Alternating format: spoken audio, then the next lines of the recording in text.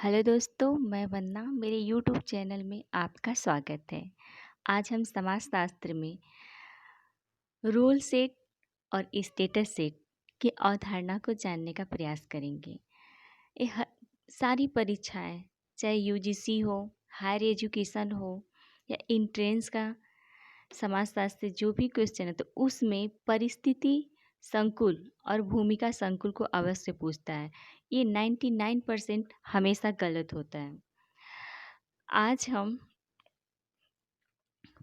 Role set और status set के बारे में जानेंगे। सबसे पहले ये जानते हैं कि रोल सेट और स्टेटस सेट को दिया किसने, ये किसकी अवधारणा है। डायरेक्ट क्वेश्चन ये भी पूछता है कि ये किसकी अवधारणा है, तो ये मर्टन जी की अवधारणा है।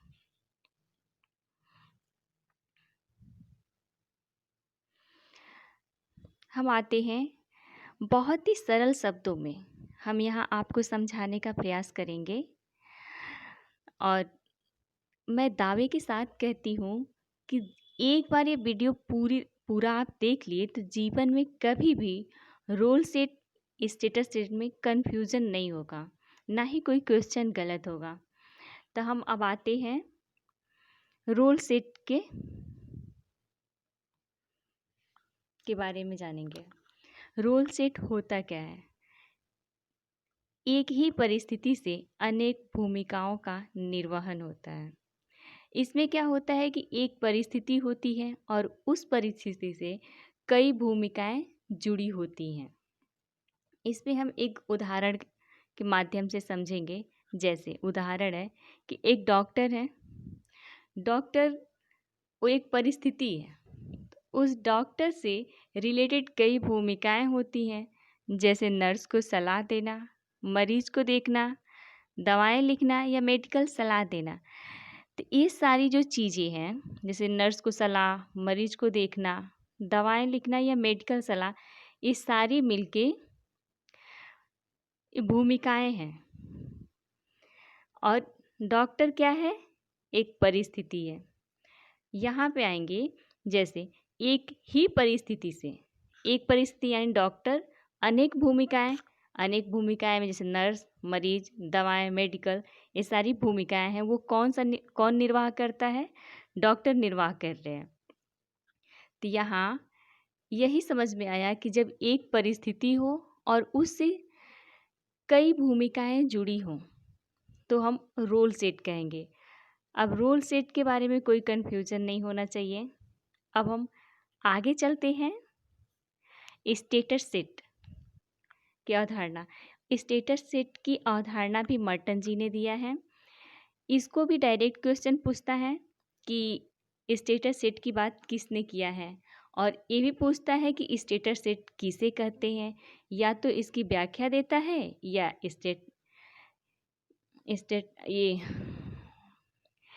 स्टेटस सेट दे देगा कि ये किसका है। तो ये मर्टन जी का है। और अब बताते हैं कि स्टेटस सेट होता क्या है। एक व्यक्ति होता है, उसके प्रदत्त और अर्जित परिस्थिति होती हैं। जैसे कि प्रदत्त और अर्जित में क्या होता है कि प्रदत्त आप लोगों को पता ही होगा, अर्जित न पता हो तो मैं बता रही हूँ। प्रदत्त का मतलब जो हमें प्राप्त हो, जन्म के साथ ही वो हमें मिल जाता है।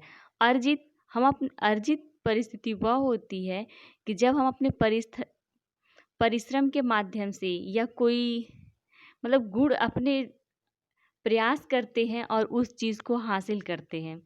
जैसे डॉक्टर हुआ, कोई व्यवसाय हुआ, कोई भी काम यदि करते हैं और अपनी क्षमता के माध्यम से उसे अचीव करते हैं तो वह अर्जित होता है।